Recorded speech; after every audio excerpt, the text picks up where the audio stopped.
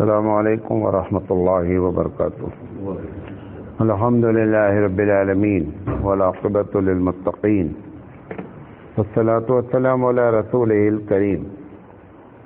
محترم حضرات، ہم آپ سے لگاتار درس حدیث کر رہے ہیں اور آج اس کا درس نمبر 233 ہے۔ ہم بخاری کی اس روایت پر بات کر رہے ہیں جس میں نبی کریم صلی اللہ علیہ وسلم نے ایک خواب دیکھا اور خواب میں دیکھا کہ دو فرشتے آئے ہوئے ہیں اور عالم برزخ کا ایک منظر اس خواب میں اللہ کے رسول صلی اللہ علیہ وسلم کو بتایا گیا، جس پر ہم نے دو کی بات کی۔ تیسری بات، جب اللہ کے رسول صلی اللہ علیہ وسلم نے دو خواب دیکھا، اس کے بعد پوچھا یہ کیا ہو رہا ہے، تو فرشتوں نے کہا کہ آگے چلیے۔ جب آگے چلے تو آپ صلی اللہ علیہ وسلم فرماتے ہیں کہ ہم آگے چلے تو دیکھا ایک تندور کے پاس پہنچے۔ تندور کہتے ہیں جس میں روٹی پکاتے ہیں، اوپر کا حصہ چھوٹا ہوتا ہے اور نیچے کا حصہ چوڑا ہوتا ہے۔ تندور کے پاس پہنچے جس میں بہت زیادہ لوگ چلا رہے تھے، آوازیں آ رہی تھیں۔ ہم نے اس میں جھانک کر دیکھا، حضور صلی اللہ علیہ وسلم قریب گئے اور اس میں جھانک کر دیکھا کہ کس چیز کی آواز آئی ہے۔ تو اس میں بہت سے مرد اور عورت ننگے تھے اور ان کے نیچے سے آگ کا شعلہ تھا۔ جب وہ ان کو اپنی لپیٹ میں لیتا تھا تو وہ چیختے تھے۔ میں نے ان فرشتوں سے پوچھا کہ یہ کون لوگ ہیں؟ فرشتوں نے جواب دیا، فرمایا کہ یہ جو آپ نے دیکھا ننگے مرد اور عورتیں جنہیں آپ نے تندور میں جلتے ہوئے دیکھا ہے، یہ زناکار مرد اور عورتیں ہیں جو چاہے شادی شدہ ہوں اور چاہے غیر شادی شدہ ہوں، جو ناجائز تعلق رکھتے ہیں، جس کو آپ زنا کہتے ہیں۔ پوری دنیا، غور سے سنیے گا، پوری دنیا میں اسلام کی مخالفت کی بیسک کچھ وجوہات ہیں۔ اس میں سے ایک بڑی وجہ جو ہے نا، وہ عورت ایک ٹاپک ہے۔ ساری دنیا یہ چاہتی ہے عورتوں پہ پہلا جو دور، سب سے پہلا دور گزرا ہے وہ کہ اور جب جس کو ہم اتہاس میں جنگلی دور کہتے ہیں، کہ جب لوگوں میں کوئی کلچر نہیں تھا تو ہوتا کیا تھا کہ یہ ایک ایک عورتوں سے کئی لوگ تعلق قائم کرتے تھے، جیسے جانوروں کا ہوتا ہے۔ تو عورتوں نے اس بات کو محسوس، اب وہ جب وہ پریگننٹ ہو جاتی تھیں تو ایک بڑا مسئلہ ہوتا تھا کہ اس بچے کو لک آفٹر کون کرے گا، کون دیکھے بھالے گا، کیونکہ مرد اپنا فائدہ اٹھایا، اس کے بعد چلا گیا، ختم ہو گئی بات۔ تو عورتوں نے مل کر کے یہ بات طے کی سب سے پہلے دن، یہ بہت ہزاروں سال پہلے کی بات آپ کو بتا رہا ہوں، کہ بہتر یہ ہوگا ہمارے لیے کہ ہم اپنے آپ کو کسی ایک سے جوڑ دیں، کسی ایک مرد سے ہم اپنے آپ کو جوڑ دیں اور اس کے بعد ہم دوسرے سے تعلق نہ رکھیں، تب یہ مسئلہ حل ہو سکتا ہے۔ اور چونکہ نیچرلی طور پر، فطری طور پر مرد کو یہ بات پسند نہیں ہے کہ اگر اسے یہ معلوم ہو جائے کہ میں جس عورت سے تعلق رکھتا ہوں اس سے دوسرا بھی تعلق رکھتا ہے، تو اس کے پیدا ہونے والے بچوں سے اس مرد کو محبت نہیں ہوتی، چاہے بھلے ہی اس کا ہی بچہ ہو، اس کو اس سے محبت پیدا نہیں ہو پاتی ہے۔ تو ان لوگوں نے یہ سوچا کہ اس کی وجہ سے یہ بچوں کو کوئی دیکھنے بھالنے والا نہیں ہوتا ہے اور ہمارے اوپر ہی ساری ذمہ داری آ جاتی ہے۔ تو اگر ایسا ہم کر دیں تو دونوں مسئلہ حل ہو جائے گا، کہ بچوں کو لک آفٹر کا مسئلہ بھی حل ہو جائے گا اور ہمارے ساتھ جو جانوروں کا طرح برتاؤ ہو رہا ہے یہ بھی ختم ہو جائے گا۔ اس بنیاد پر سب سے پہلے عورت نے اپنے آپ کو مرد کے تابع کرنے کی پلاننگ کی، جو بڑی اچھی تھی۔ اور اسی چیز کو شریعت نے کہہ رکھا تھا. اب جس جس علاقے میں اسلام پہنچتا گیا تو دونوں چیزیں کیا ہوتی گئیں؟ ٹیلی ہوتی گئی، کیونکہ اسلام بھی اسی بات کو پسند کرتا تھا. جب یہ عورتوں پر ظلم ہونے لگا تو بہت ظلم ہوا، آج بھی ہوتا ہے.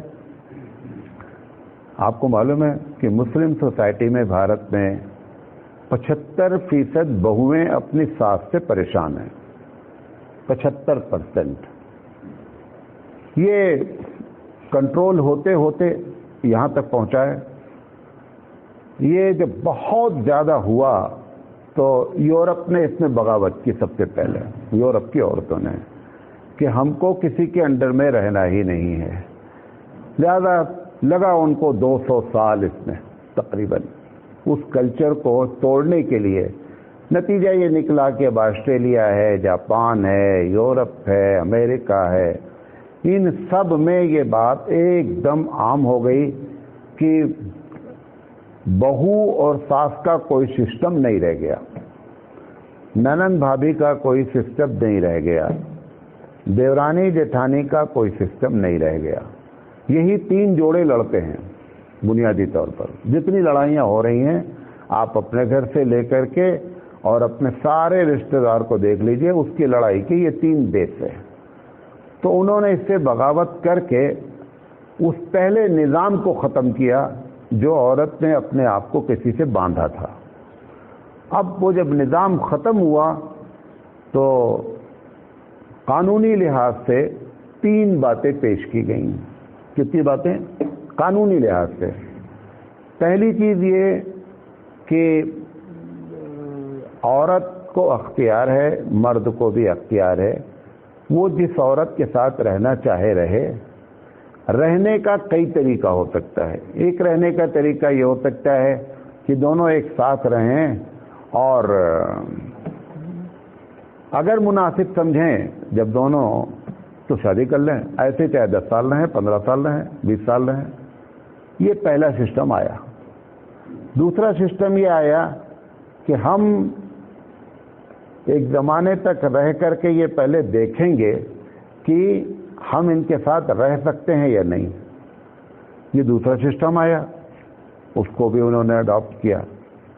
تیسرا سسٹم یہ آیا کہ جو سب سے ہلکا تھا اور جو سب سے خطرناک ہوا وہ یہ ہے کہ کالج لائف سے لے کر کے اور آخر تک ہر آدمی کا اور عورت کا ایک پارٹنر ہونا چاہیے جس کا نام گرل فرینڈ اور بوائے فرینڈ نام دے دیا گیا. یہ تینوں سسٹم نے زنا کو کیا کر دیا؟ عام کر دیا. کیونکہ زنا ہمیشہ رکتا ہے پریکاشن کی بنیاد پر. قرآن مجید نے یہ نہیں کہا ہے، اللہ نے یہ نہیں کہا ہے کہ زنا نہیں کرو، یہ نہیں کہا ہے. اس نے کہا زنا کے قریب نہ جاؤ. یہ پریکاشن کہلاتا ہے. جیسے آپ نے دیکھا ہوگا کہ پیٹرول پمپ، پوری دنیا کے پیٹرول پمپ پر یہ لکھا رہتا ہے کہ یہاں پر سگریٹ پینا بھی الاؤڈ نہیں ہے. حالانکہ ایسا نہیں ہے کہ جیسے ہی لائٹر جلایا جائے گا یا ماچس سگریٹ کے لیے جلائی جائے گی تو پیٹرول پمپ میں آگ لگ جائے گی. ایسا نہیں ہے. یہ احتیاطی پہلو ہے کہ اس کے چانسز ہیں. لہذا فائر کو اور پیٹرول کو ہمیشہ کیا کیا جاتا ہے؟ بہت دور رکھا جاتا ہے. یہ پریکاشن کہلاتا ہے. اسلام نے زنا کو بھی ایک دم پیٹرول اور آگ کی طرح محسوس کیا اور ہے بھی. لہذا اس نے اس پر سارے پریکاشن لیے. اس لیے اس نے کہا لا تقربوا الزنا، کہ لوگوں زنا کے قریب نہ جاؤ. تو پہلے یہ سارے سسٹم ہوئے جو میں نے آپ کو بتایا. پھر قانونی لحاظ سے خطرناک قسم کی یہ جو باتیں تھیں جس کو آپ ڈیٹ کہہ لیں، کہتے ہیں ڈیٹ میں چل رہے ہیں، ڈیٹ پیریڈ چل رہا ہے، ان سب کو قانونی شکل دے دی گئی. ہمارے بھارت میں، بھارت کی اپنی سبھیتا تھی، اپنی تہذیب تھی. بھارت بھی مجبور ہو گیا قانونی لحاظ سے، اور اس نے بھی اب حتیٰ کہ ابھی جو 2 سال پہلے، 2.5 سال پہلے قانون پاس ہوا ہے وہ یہ ہے کہ شادی شدہ عورت بھی اگر کسی دوسرے سے تعلق رکھتی ہے تو اس میں کوئی بھی سنویدھانی جرم نہیں ہے۔ پہلے یہ جرم تھا کہ اگر کوئی بھی شادی شدہ عورت کسی دوسرے سے تعلق رکھتی ہے تو ایک سے رشتہ توڑ لے، اور توڑنے کے بعد دوسرے سے کیا کر لے، اپنا رشتہ قائم کر لے۔ اب وہ بات ختم ہو گئی۔ شادی شدہ ہونے کے باوجود بھی جو ہے وہ کسی دوسرے سے تعلق اگر رکھتی ہے تو شوہر کو آبجیکٹ کرنے کی، اعتراض کرنے کی کوئی بھی قانونی لحاظ سے، آئینی لحاظ سے اس کو اختیار نہیں ہے۔ تو اب قانون نے گویا زنا کو کیا کیا، جائز قرار دیا۔ پھر عرب دنیا سمیت سب نے زنا کی تعریف کیا ہے، زنا کی پریبھاشا کیا ہے۔ انہوں نے کہا کہ زنا جو گناہ ہے وہ وہی ہے جس میں زبردستی کی جائے، اگر دونوں کی رضامندی سے ہوتا ہے تو یہ جرم ہی نہیں ہے۔ اس کو دو آدمی جب تک کمپلین نہیں کریں گے تب تک پولیس ڈپارٹمنٹ کو یہ اختیار نہیں ہے، سی آئی ڈی کو اختیار نہیں ہے کہ ان کو اریسٹ کر سکے۔ دو آدمی کو کمپلین کرنا لازم ہے، دو میں سے دونوں کریں یا ایک کریں۔ نمبر ایک، لڑکی کمپلین کرے کہ صاحب میرے ساتھ زیادتی ہوئی ہے تو اس کو زنا مانا جائے گا، یا لڑکی کا ولی کمپلین کرے کہ صاحب میری بیٹی کے ساتھ زیادتی ہوئی ہے۔ یہ دو اگر شانتی اختیار کرتے ہیں اور پولیس والے جانتے ہیں کہ اس گھر میں زنا ہوتا ہے تو بھی پولیس کو بھی اختیار نہیں ہے۔ یہ ساری دنیا کی بات ہو گئی ہے، بھارت میں بھی یہی بات ہو گئی ہے، یورپ میں بہت پہلے سے یہ بات تھی۔ تو یہ زنا کو دو حصے میں بانٹا گیا، اس سے زنا کا کنٹرول کیا ہو گیا، ختم ہو گیا۔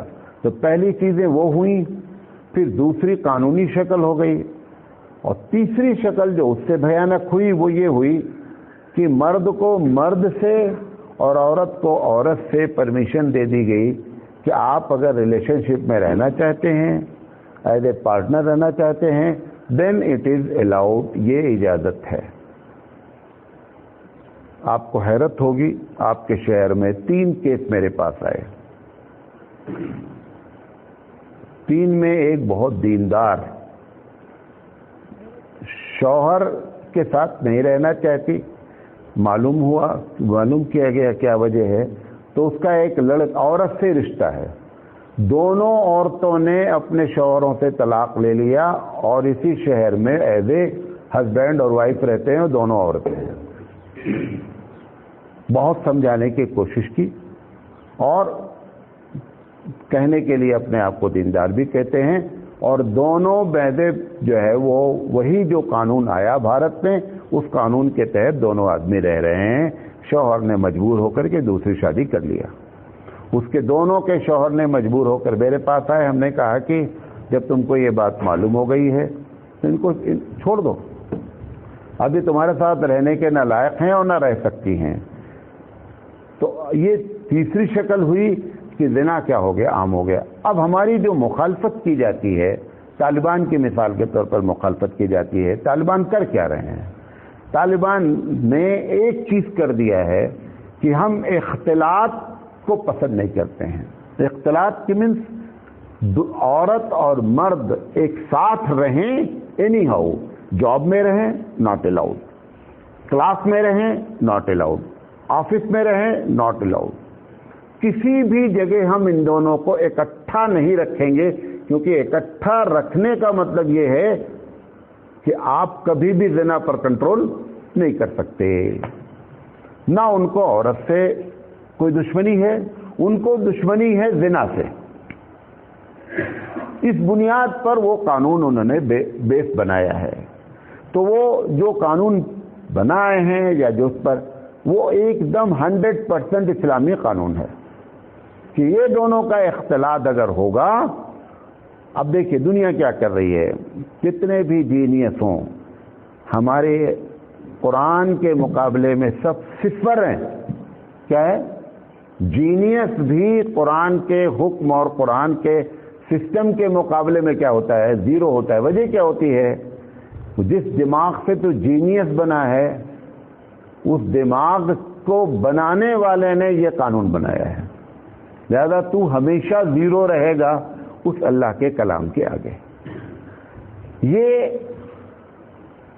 یہ جو ہے انہوں نے صرف یہ کیا ہے کہ زنا پر کنٹرول کرنے کے لیے اختلاط کو ختم کیا ہے۔ اب دنیا کیا کر رہی ہے، وہ جینیس لوگ جو کیا کر رہے ہیں، مثال کے طور پر یہاں پر آگ رکھی جائے اور یہاں پر پیٹرول، اور آگ یہاں جلا دی جائے اور یہاں پیٹرول رہے، بیچ میں فائر بریگیڈ رکھ دیا جائے۔ فائر بریگیڈ کہتا ہے کہ دیکھتے ہیں آگ کیسے لگتی ہے۔ ہمیشہ فائر بریگیڈ کو اپنی انرجی برباد کرنی ہے اور آگ بجھنی نہیں ہے۔ دنیا یہ کر رہی ہے، کیا قانون بنا رہی ہے ریپ پر سخت سے سخت ترین۔ جب اڈوانی جو ہے یہاں پر ہوم منسٹر تھا تو اڈوانی نے بہت زور شور سے یہ قانون بنانے کی بات کہی تھی کہ ریپ کے کیس میں سزائے موت ہونی چاہیے۔ ابھی بھی وہ بات ابھی بھی چل رہی ہے، اس پر ابھی ججمنٹ نہیں آیا ہے، لیکن یہ بات چل رہی ہے کہ اگر خاص کر نابالغ کے ساتھ اگر ریپ ہوا ہے تو پھر ایسی شکل میں اس کو سزائے موت ہونی۔ یہ وہی شکل ہے کہ آپ نے پیٹرول اور آگ کو اکٹھا کیا ہے اور بیچ میں فائر بریگیڈ لگا دیا ہے کہ دیکھیں آگ کیسے لگتی ہے۔ یہ قانون جتنا چاہیں آپ بنا لیں، جتنا سخت سے سخت ترین بنا لیں، یہ کبھی بھی دنیا ریپ پر کنٹرول نہیں کر سکتی، کبھی نہیں۔ قانون کتنا بن رہا ہے، بس سخت سے سخت ترین ہے، لیکن ڈیلی زنا کا جو پرسنٹیج ہے وہ کیا ہے، کم ہونے کا نام نہیں۔ کیونکہ ہماری جو حماقت ہے وہ یہ ہے کہ ہم نے دونوں کو، آگ اور پیٹرول کو اکٹھا رکھا ہے اور پھر ہم یہ کہہ رہے ہیں کہ ہم قانون کے ذریعے کیا کر لیں گے، آگ اور پیٹرول کو ملنے نہیں دیں گے۔ اس سے بڑی کوئی حماقت نہیں۔ ہمارے پاس بنیادی پالیسی اسلام کی کہ گناہ کو روکنے کے لیے، گناہ پر کنٹرول کرنے کے بجائے گناہ ہوتا کیوں ہے اس پر کنٹرول کرو۔ یہ ہماری بنیادی پالیسی ہے کہ اگر ہم اس بات کو طے کر لیں کہ گناہ ہوتا کیوں ہے، اگر آپ وہاں پہ جڑ پہ پہنچ گئے تو گناہ کو کنٹرول کیا جا سکتا ہے۔ اور اگر آپ نے گناہ کو کنٹرول کرنے کی فکر کی اور یہ پتہ نہیں لگایا کہ گناہ کیوں ہو رہا ہے، کئی مرتبہ آپ کو مثال دیا ہوں کہ اگر درخت کی شاخیں سوکھ رہی ہیں، ایک شاخ کو کاٹ دینے سے درخت کی بیماری ختم ہونے والی نہیں ہے۔ جس سوکھی شاخ کو آپ کاٹیں گے وہ تو ختم ہو جائے گی، لیکن دوسری شاخ بھی کیا ہو جائے گی، اس کے بعد سوکھ جائے گی، اور ایسے پورا درخت سوکھ جائے گا، لیکن بیماری پر کنٹرول نہیں ہوگا۔ بہتر کیا تھا کہ جڑ کو پکڑا جاتا کہ اس میں بیماری لگی کہاں ہے، اور جڑ میں دوا ڈالی جاتی تو سوکھی ڈال بھی ہری ہونے کے چانسز تھے کہ درخت پھر سے کیا ہوتا۔ ہم حماقت یہ کر رہے ہیں کہ ہم برائی پر کنٹرول کرنے کی فکر کر رہے ہیں، برائی ہوتی کیوں ہے اس پر ہم کو کنٹرول کرنے کے لیے تیار نہیں ہے۔ تو دنیا آپ کی جو مخالف ہے صرف اس وجہ سے کہ آپ عورت کو چاہتے ہیں کہ اس کے مزاج کے مطابق، اس کو غور سے سنیں، اس کے فطرت کے مطابق ہم اسلام چاہتا ہے کہ عورت زندگی گزارے، لیکن دنیا جتنا سسٹم کرتی ہے، یہ ایک بہت بڑا مسئلہ ہے عیاشی۔ ہم مرد لوگوں قانون ہم بناتے ہیں، لباس تک کے ڈیزائنر، دنیا کے جتنے بھی ڈیزائنر ہیں عورتوں کے 99% مرد ہیں، 99% مرد لوگ ہیں جو عورت کے کپڑے کے ڈیزائن کرتے ہیں۔ ہم وہ کپڑے کو ڈیزائن کریں گے جو ہماری آنکھ کو ٹھنڈا لگے، تمہارے لیے سوٹیبل ہو، تمہاری عزت کی حفاظت کرے۔ ہم سے اس سے بحث نہیں ہے، ہم ڈیزائنر ہیں، ہم اسی چیز کو ڈیزائن کرتے ہیں۔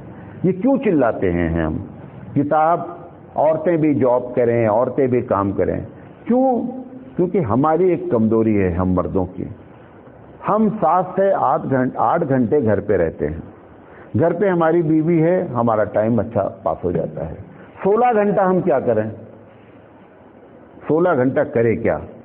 16 گھنٹے کو ہم نے پاس کرنے کا ایک کلچر سیٹ اپ کیا کہ وہ 16 گھنٹے بھی ہم کو ہمارے پاس کھلونا رہنا چاہیے تاکہ ہمارا یہ 16 گھنٹہ پاس ہو. اس میں سے ایک سسٹم یہ لایا گیا کہ کو ایجوکیشن ہو.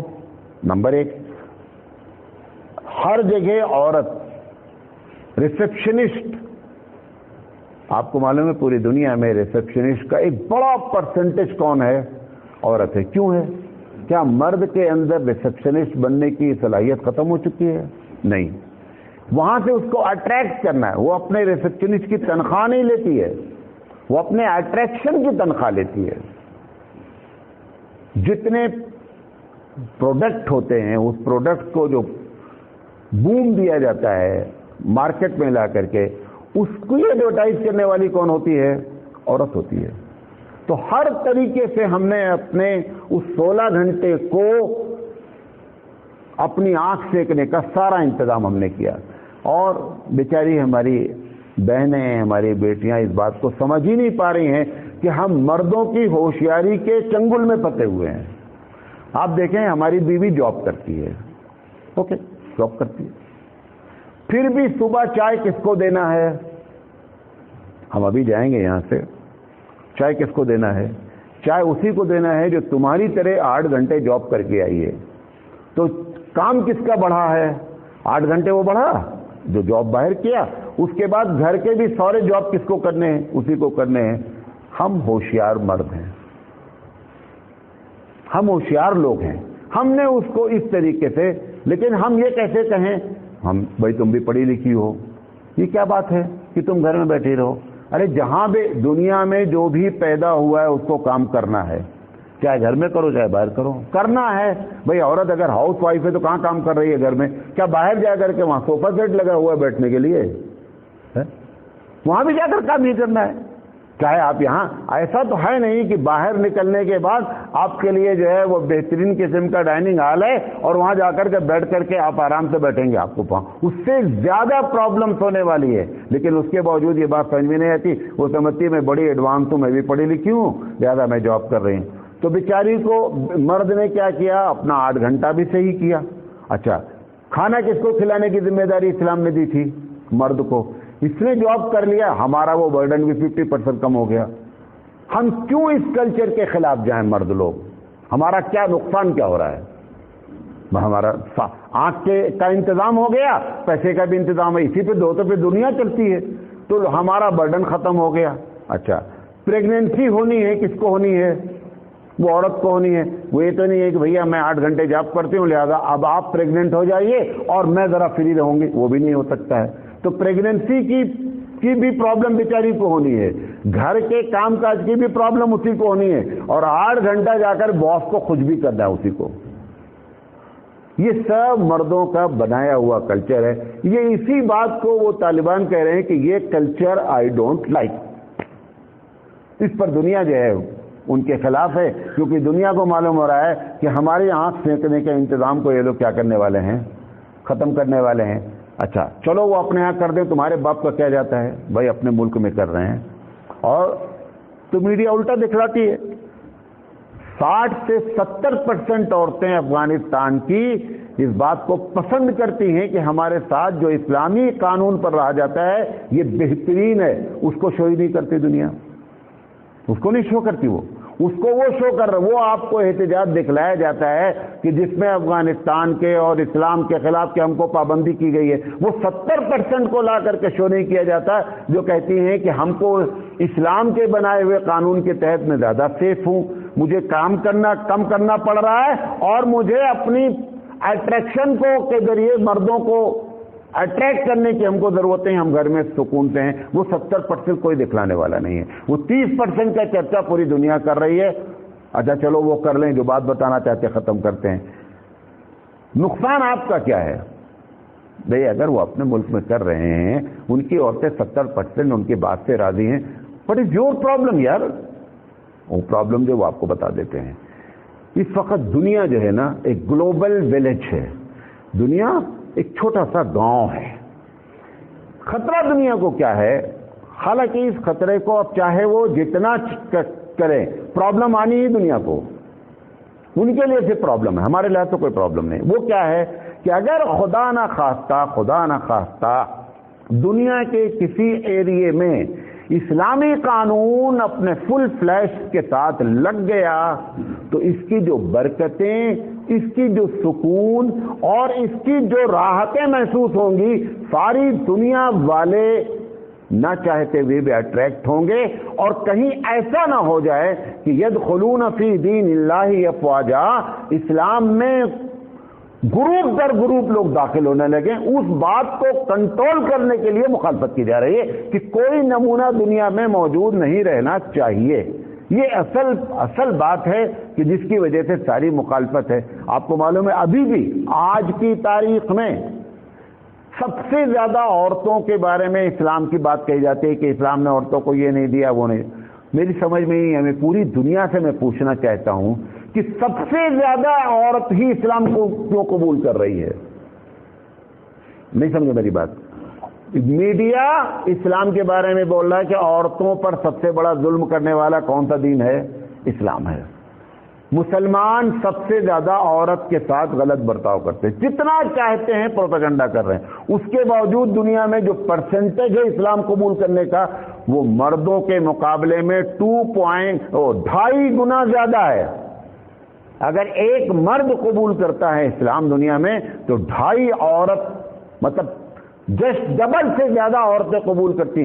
سوال یہ ہے کہ اگر اسلام اتنا خراب ہے، مسلمان اتنے خراب ہیں عورتوں کے بارے میں، تو یہ جو، اور یہ سب پڑھی لکھی ہیں، اس میں ہمارا کوئی رول نہیں ان کو قبول کرانے میں، معاف کیجئے گا، یہ خود سے اسلام کی حقانیت جان کر قبول کر رہی ہیں، تو یہ دھوکہ ہے، دنیا دھوکہ کھا رہی ہے۔